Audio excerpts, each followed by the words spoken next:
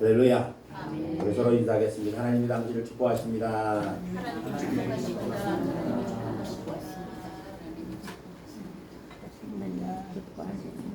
오늘도 참 좋은 날인 줄로 믿습니다.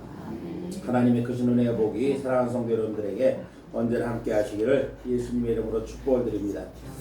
설 명절을 앞둔 주일입니다. 명절 때만 되면 어려운 사람들의 한숨이 더 깊어집니다. 혹시라도 우리 주변에 깊은 한숨을 쉬는 그런 어려운 이웃들이 없는지 살펴보고 정말 그리스도의 사랑을 함께 나누고 베푸는 그런 축제 같은 명절을 보낼 수 있으면 참 좋겠습니다. 지하철 한 구석에서 아이들이 쪼그려서 앉아서 꾸벅꾸벅 졸고 있었습니다. 그때 한 어르신이 자리에 앉아 있다가 일어서며 아이들을 부릅니다. 애들아, 이리 와서 여기 앉거라. 많이 피곤했던 모양이구나. 그러면서 이 어르신이 아이들에게 자리를 양보합니다. 아이들은 좋아하며 쪼르르 달려가서 노신사가 일어난 그 빈자리에 나란히 앉았습니다.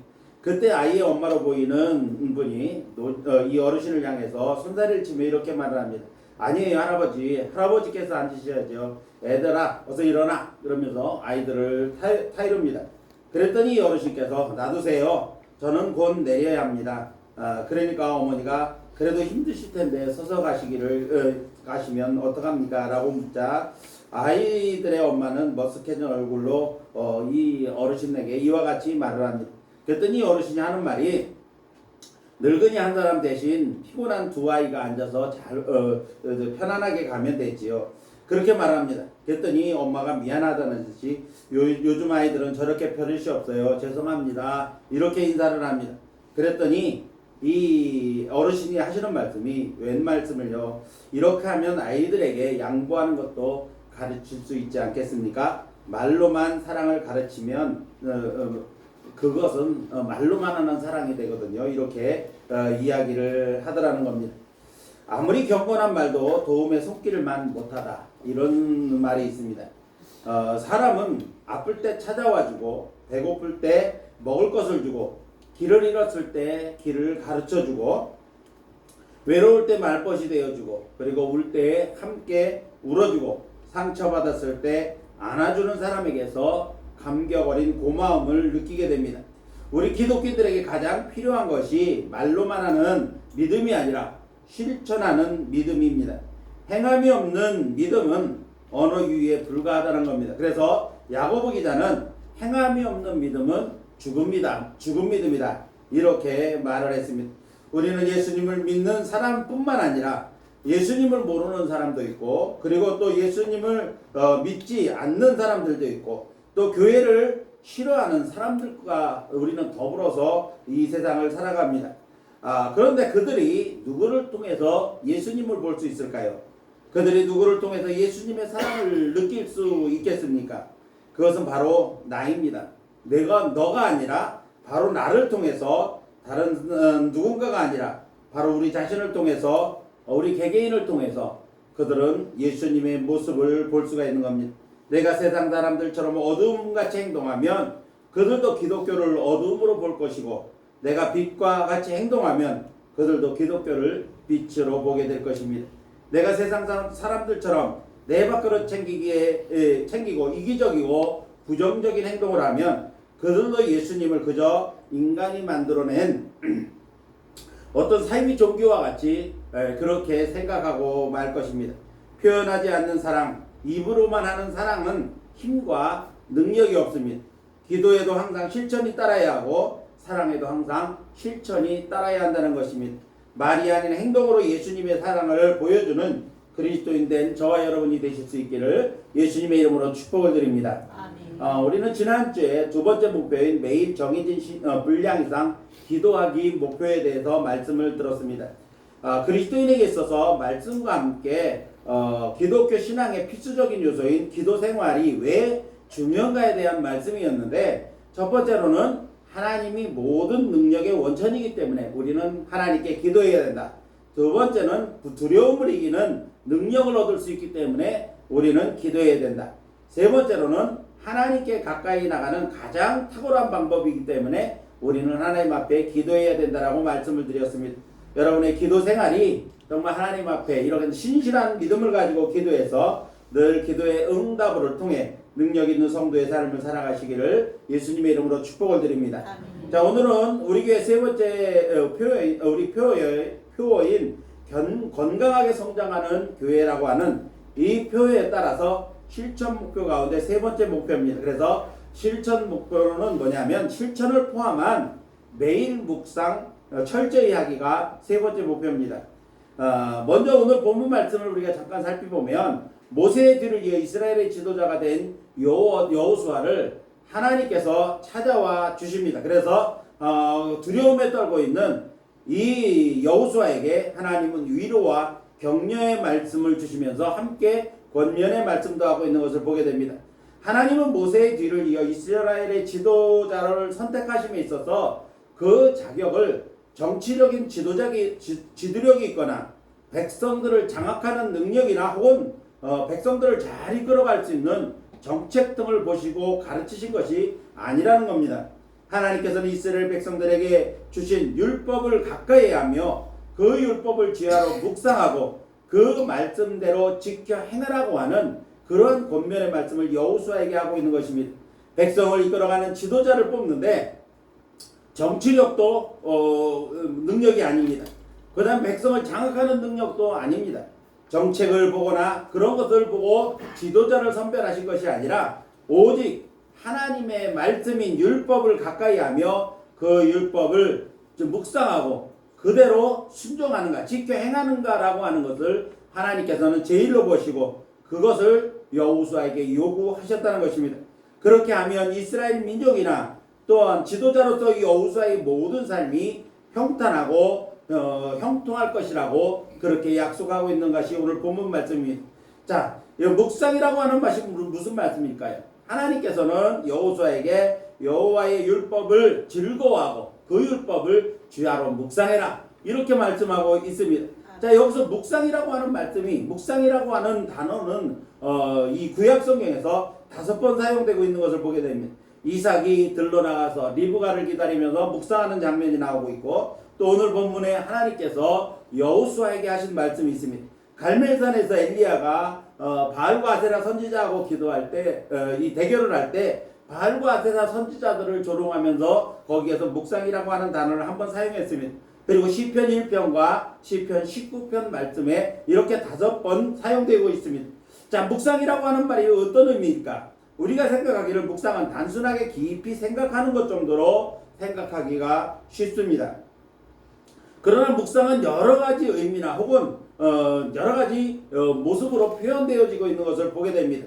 그런데 성경을 보면 묵상이라는 단어가 기도하는 모습으로도 표현되어져 있지만 또 깊은 생각에 빠져 있는 상태로 표현하기도 합니다. 그렇다고 한다면 묵상의 진정한 의미는 무엇일까요? 그리스도인 입장에서 묵상은 항상 말씀과 관련되어져서 표현되고 있는 것을 보게 됩니다. 물론 조용한 기도의 모습을 의미하기도 하지만 보통은 하나님의 말씀인 성경 말씀과 관련되어서 표현되고 있다는 겁니다. 묵상이라고 하는 말의 사전적 의미를 살펴보니까 말없이 마음속으로 생각함 이렇게 정의되어 있습니다. 자, 말로 표현되지 않고 마음속으로만 생각하는 것, 곧 마음속에만 있는 생각을 일반 사람들은 묵상이다 이렇게 표현을 하는 것입니다. 그렇다고 한다면 그리스도인에게 있어서 묵상이라고 하는 것은 어떤 의미일까요? 기독교에서 말하는 묵상은 단순히 마음으로만 깊이 생각하는 그러한 것이 아니라 보다 광범위하고 총체적인 것이라고 할 수가 있습니다. 그래서 학자들이 정리해 놓은 묵상의 의미를 보니까 크게 3가지로 나누고 있는 것을 보게 됩니다. 그것인데 이 3가지가 하나하나 독립적인 것이 아니라 연속성을 띠고 있습니다. 그리고 서로 연관되어져 있고 연결되어지는 것을 볼 수가 있습니다. 기독교 묵상은 조용한 기도를 의미하기도 하지만 그것보다도 하나님의 말씀인 성경 말씀과 관계되어져서 표현되어지고 있는 겁니다. 자, 말씀과 관련해서는 말씀과 관련해서 이 묵상의 첫 번째 과정은 뭐냐면은 첫 번째로는 관찰이라고 하는 의미가 있습니다. 묵상의 첫 번째 단계는 관찰입니다. 그래서 묵상으로서의 관찰은 그 말씀의 배경이나 말씀의 의미를 주의 깊게 살펴보는 것을 의미하는 것입니다. 그래서 말씀을 그냥 글자로만 볼 때에는 여러 가지 오류를 범할 수가 있습니다. 물론 말씀을 말씀 그대로 받아들이는 것이 매우 중요합니다. 그러나 말씀이 기록된 시대적 배경이나 혹은 상황들을 우리는 간과해서는 안 되는 겁니다. 따라서 말씀의 첫 번째 단계는 그 말씀의 배경이나 그 말씀이 주어졌던 때의 상황들을 주의 깊게 관찰하는 것, 그것이 매우 중요하다고 볼 수가 있습니다. 두 번째 묵상의 두 번째 단계는 이 해석이라고 하는 의미가 있습니다. 그 말씀을 어떻게 해석하느냐인데, 말씀을 해석하는 일은 매우 중요합니다. 가장 기본적인 해석은 성령의 깨닫게 하심으로 알아지는 것이 가장 좋습니다. 하지만 항상 그런 것이 아니기 때문에 우리는 성서학자들의 의견이나 또 주의 종들의 의견을 따르는 것이 가장 안전한 성경 해석이라고 할 수가 있습니다. 만일 성경을 사사로이 잘못 해석하면 이단에 빠지기가 쉽습니다. 그래서 성경은 사사로이 성경을 해석하면 그 성경을 잘못 해석한 것에 대하여 하나님의 징계가 따른다고 경고하고 있는 것을 보게 됩니다. 한국에서 활개치고 있는 기독교 계통의 이단들을 보면 그들의 공통적인 특징이 바로 말씀을 자기 마음대로 자신들 유리한 대로 해석한 데 있다는 것을 보게 됩니다. 그러다 보니까 좋은 말만 골라서 하게 되고 또 좋은 쪽으로만, 자신들에게 유리한 쪽으로만 해석을 하다 보니까 많은 사람들이 그 좋은 소리에 미혹되어 이단에 빠지는 경우들이 많이 있다는 겁니다. 그러나 우리가 성경 전체를 읽어보셨으면 아시겠습니다만은 성경에는 부끄러운 이야기도 기록되어져 있고 때로는 야단을 하는 것도 기록되어 있고 하나님의 진노도 기록되어져 있습니다. 이런 말씀들을 우리가 골고루 바르게 해석할 수 있어야만 우리는 온전한 의미의 묵상을 할 수가 있는 것입니다. 따라서 묵상의 두 번째 단계는 말씀을 해석하는 것이라고 하는 겁니다. 이 말씀의 해석은 매우 중요한 것입니다. 또 묵상의 세 번째 단계는 적용, 곧 행함이라고 하는 단계입니다. 오늘 본문 말씀을 보면 여호수아 1장 8절 말씀에서도 제시된 것처럼 묵상이라는 말씀에 이어서 나오는 말씀이 바로 뭐냐면 그 안에 기록한 대로 다 지켜 행하라, 이렇게 말씀하고 있는 것을 보게 됩니다. 아무리 말씀을 잘 관찰하고 해석했다고 할지라도 그 말씀이 생활 속에서 실천되는 행함의 과정, 곧 적용되지 않으면 아무런 열매가 맺혀지지 않는다는 것입니다. 따라서 묵상의 완성은 바로 적용, 곧 지켜 행함을 통해서 나타나게 되는 것입니다. 본문에서는 이렇게 묵상된 말씀을 다 지켜 행할 때 내 길이 평탄하게 될 것이며 내가 형통하게 될 것이다, 이렇게 약속하고 있는 것을 보게 됩니다. 따라서 말씀을 잘 관찰하고 해석했으면 그것을 적용하는 것, 지켜 행하는 것이 무엇보다도 중요하다는 것입니다. 이처럼 묵상은 하나님의 말씀에 대한 깊은 마음의 생각을 넘어서 주의 깊게 관찰하고 성령의 인도를 따른 적절한 해석과 그리고 지켜 행하는 적용으로 이어질 때 말씀의 능력이 나타나고 그 말씀의 복이 성도들의 생활 가운데 그대로 나타난다는 것입니다. 그러므로 사랑하는 성도 여러분들이 날마다 짧은 시간일지라도 제대로 된 묵상을 통해서 여러분의 신앙과 생활 가운데 놀라운 말씀의 능력으로 충만한 그러한 삶을 살아가시기를 예수님의 이름으로 축복을 드립니다. 이렇게 묵상된 말씀에는 놀라운 결과들이 나타나게 되는 것입니다. 그래서 묵상의 결과, 또 유익, 묵상할 때의 유익, 곧 이것은 묵상의 필요성이라고 할 수도 있습니다. 그래서 오늘은 묵상의 결과와 유익, 그리고 성도가 묵상을 해야 하는 이유에 대하여 말씀을 드리면서 함께 은혜를 나누려고 하는 것입니다. 오늘 말씀을 통해 사랑하는 성도 여러분들이 묵상의 중요성과 묵상을 해야 하는 이유를 분명하게 알고 철저한 말씀 묵상을 통해서 하나님의 귀한 은혜를 깨닫겠다고 하는 그러한 결단이 있기를 예수님의 이름으로 축복을 드립니다. 자, 그러면 묵상의 결과, 곧 묵상을 해야 하는 이유가 무엇일까요? 첫 번째로는 말씀 묵상을 통해서 복 있는 사람이 되기 때문입니다. 여러분도 잘 아시는 말씀 가운데 시편 1편의 말씀을 보면 어떤 사람이 복 있는 사람이냐? 복 있는 사람은 어떤 사람인가에 대하여 노래한 찬송시입니다. 1절 말씀을 보니까 1절 말씀에서는 복 있는 사람은 이렇게 시작하면서 소극적인 측면에서 이 복 있는 사람에 대해서 설명하고 있는데 그 내용을 보니까 악인의 길을 따르지 아니하며 죄인의 길에 서지 아니하며 오만한 자리에 앉지 않는 사람, 이 사람이 복 있는 사람이라는 겁니다. 이거는 적극적인 측면보다는 소극적인 것입니다. 하지 않음으로써, 피함으로써 하나님 앞에 복 있는 사람으로 설 수 있는 방법, 그래서 소극적인 방법에 해당되는 겁니다. 그런데 이어지는 2절 말씀을 보니까 적극적인 측면에서의, 즉 우리가 적극적으로 행함으로써 하나님께 복 받는 사람, 복 있는 사람으로 세워지는 그러한 방법을 기록하고 있는데, 그 방법이 뭐냐면 오직 여호와의 율법을 즐거워하여 그 율법을 쥐하러 묵상하는 사람이 복 있는 사람이다. 이것은 우리가 해야 복을 받는다는 겁니다. 우리가 실천해야 복 있는 사람이 될 수가 있다는 겁니다. 1절은 우리가 하지 않고 피함으로써 복 있는 사람이 될 수 있는 거지만 2절 말씀은 우리가 적극적으로 실천해야만 복 있는 사람으로 세워질 수가 있다는 것입니다. 오직 여호와의 율법을 즐거워하여 그 율법을 쥐하러 묵상하는 사람이 복 있는 사람이다. 하나님의 말씀을 즐거워하고 그 말씀을 묵상하는 사람, 밤낮으로 묵상하는 사람이 복 있는 사람이다. 이렇게 설명하고 있는 것입니다. 적극적인 측면에서 이 복 있는 사람은 하나님의 말씀을 즐거워한다. 곧 하나님의 말씀을 가까이 하는 사람이며 그 사람은 주야로 말씀을 묵상하는 사람이다. 이렇게 복 있는 사람을 소개하고 있는 것입니다. 오늘 다시 본문으로 돌아가서 본문을 보면 말씀을 지켜 좌로나 우로나 치우치지 않는 사람은 어디로 가든지 평탄할 것이다. 이게 7절 말씀입니다.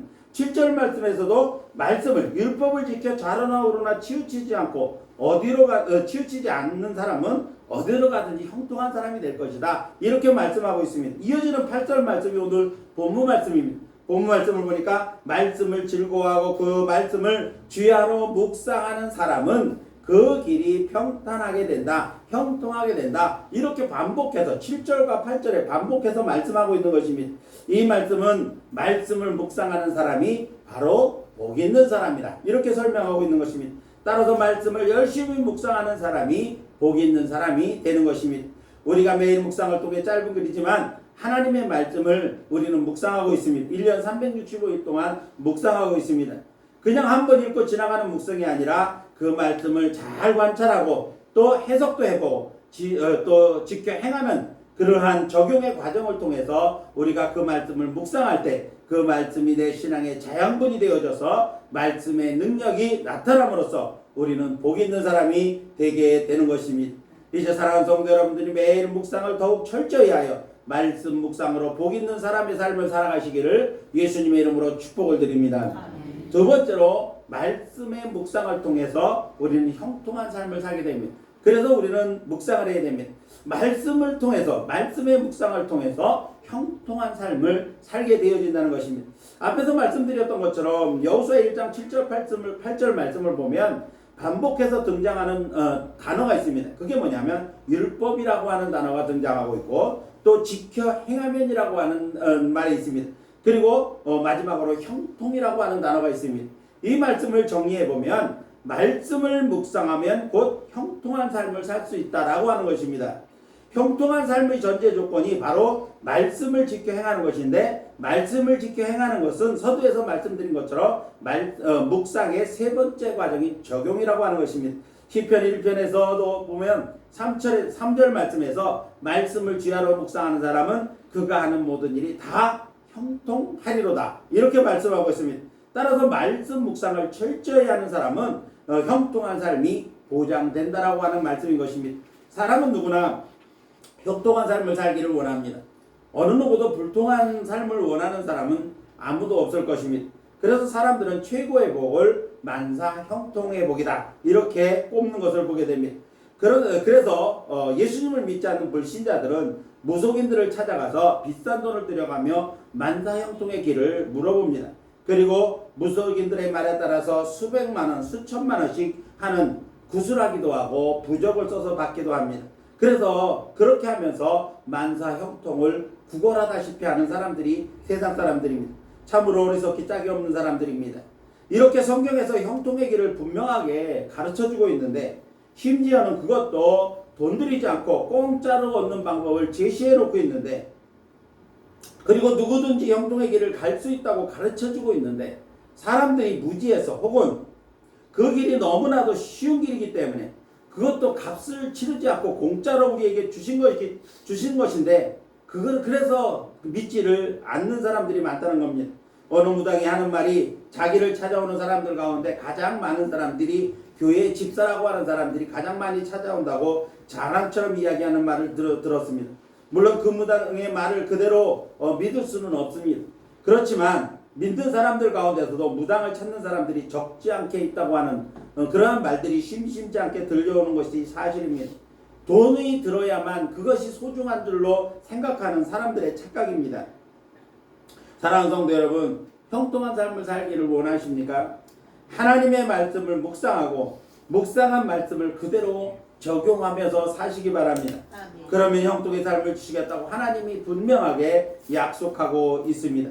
그러므로 이제 사랑하는 성도 여러분들이 하나님의 말씀을 잘 관찰하고 또 성령의 도우심으로 해석을 해서 깨달아 알았으면 그 말씀대로 지켜 행하는 적용의 묵상을 통해서 약속하신 말씀대로 형통의 복, 평탄한 길의 복을 받는 성도들이 되시기를 예수님의 이름으로 축복을 드립니다. 아멘. 마지막 세 번째로 우리가 왜 묵상을 해야 되냐? 묵상의 유익은 말씀을 묵상할 때 두려움을 극복하는 능력을 갖게 된다는 것입니다. 아멘. 자, 모세의 뒤를 이어서 이스라엘의 지도자가 된 여호수아는 두렵고 떨리는 것을 어쩔 수가 없었습니다. 모세에게 수종들면서 40년간 지도자 수업을 받았습니다. 그런데 막상 기름 부음을 받고 지도자가 되고 보니까 이루 말할 수 없는 두려움이 밀려오게 됩니다. 모세는 죽고 없으니 의지할 사람도 없습니다. 여호수아의 임무는 범람하는 요단강을 건너서 7 족속들이 사는 가나안 땅을 정복하고 그곳의 백성들을 정착시키는 일입니다. 그가 38년 전에 가나안 땅을 가데스바네아에서 가나안 땅을 정탐했을 때 본 거인 족속 아낙 자손도 생각이 납니다. 그리고 지질이 말도 안 듣는 백성들의 수가 수백만 명입니다. 이 백성들이 왜 38년, 40년 동안 광야에서 방황을 했습니까? 하나님의 말씀을 거역하고 하나님의 말씀에 순종하지 않는 정말 지질이 말 안 듣는 아주 말썽쟁이 백성들입니다. 어쩌면 여호수아가 암담해하고 두려워하는 것도 당연했을지도 모릅니다. 그런 그에게 하나님이 찾아오셔서 강하고 담대할 것을 주문하시고 두려움을 극복할 수 있는 방법을 반복해서 알려주셨는데 그 방법이 뭐냐 하면 여호와의 율법과 계명을 가까이 하고 묵상하며 그것을 지켜 행하라는 겁니다. 여호와의 율법과 계명을 가까이 하고 묵상하며 지켜 행할 때 강하고 담대한 마음을 얻어서 두려움을 극복할 수 있다는 것입니다. 여호수아에게 하나님께서 명령하신 것은 오직 여호와의 말씀을 즐거워하고 그 말씀을 주야로 묵상하며 그 가운데 기록한 대로 다 지켜 행하라는 것 한 가지였습니다. 그 길만이 살 길이고 그 길만이 승리의 길이고 그 길만이 형통의 길이며 불분명한 미래에 대한 두려움을 극복하는 길이었기 때문이었습니다. 우리의 삶도 그렇지 않습니까? 특히 요즘 같은 불안한 정국이 앞으로 어떻게 될지도 모르는 현실에서 미래에 대한 두려움을 우리는 가질 수밖에 없습니다. 앞으로 어떻게 살아야 될지, 내 인생이 어떻게 펼쳐질지 그거에 대한 두려움도 적지 않게 있을 것입니다. 그러나 하나님의 말씀을 묵상하고 지켜 행하는 사람에게는 이런 두려움이 없습니다. 말씀의 묵상으로 마치 시냇가에 심겨진 나무처럼 그 사람의 심령 가운데 말씀이 깊이 뿌리고 내리고 있어서 그 사람의 삶은 하나님이 책임져 주시는 삶이 됨으로써 두려움이 사라지고 믿음으로 오히려 하나님을 찬양할 수 있는 사람이 될 수 있기 때문인 것입니다. 그러므로 깊은 말씀의 묵상은 우리의 삶에 다가오는 모든 문제들, 두려움을 극복하고 물리치는 능력을 갖게 한다는 것입니다. 이제 사랑하는 성도 여러분들이 철저한 말씀 묵상을 통해서 불분명한 미래에 대한 두려움을 물리쳐 이기고 또 우리가 시시각각으로 만나는 여러 가지 환난과 고통의 두려움 속에서도 그것을 극복하고 이기면서 믿음으로 승리하는 성도의 삶을 살아가는 우리 성도들이 되시기를 예수님의 이름으로 축복을 드립니다. 이제 말씀을 맺으려고 합니다. 사랑하는 성도 여러분, 올해는 철저한 말씀 묵상을 통해서 하나님이 보장해 주시는 복된 삶을 살아가는 성도 여러분들이 되시기를 예수님의 이름으로 축복을 드립니다. 아멘. 말씀을 묵상하고 그 말씀을 지켜 행하면 하나님께서 우리 가운데 평탄한 길, 형통의 길을 열어주신다고 말씀하고 있는 것입니다. 아멘. 묵상은 말씀을 깊이 관찰하고 성령의 도우심으로 그 말씀의 의미를 해석하여 깨닫고 또 지켜 행하는 적용이 진정한 묵상임을 잊지 마시기 바랍니다. 아멘. 묵상의 결과와 유익 그리고 필요성이 무엇입니까? 말씀 묵상을 통해서 복 있는 사람의 삶을 살 수 있게 된다는 것입니다. 또 말씀 묵상을 통해서 형통한 삶을 보장받게 된다는 것입니다. 말씀 묵상은 불확실한 미래에 대한 두려움을 극복하고 믿음으로 살게 하는 유익이 있다는 것입니다. 이제 사랑하는 성도 여러분들이 말씀을 철저한 묵상의 삶을 통해서 경건의 순도를 높이고 말씀 묵상을 통해 복 있는 사람의 삶과 형통의 삶을 살고 어떤 상황 속에서도 두려움을 극복하는 능력으로 하나님이 보장해 주시는 복된 삶을 살아가는 우리 성도 여러분들이 되시기를 예수님의 이름으로 축원합니다. 기도하겠습니다.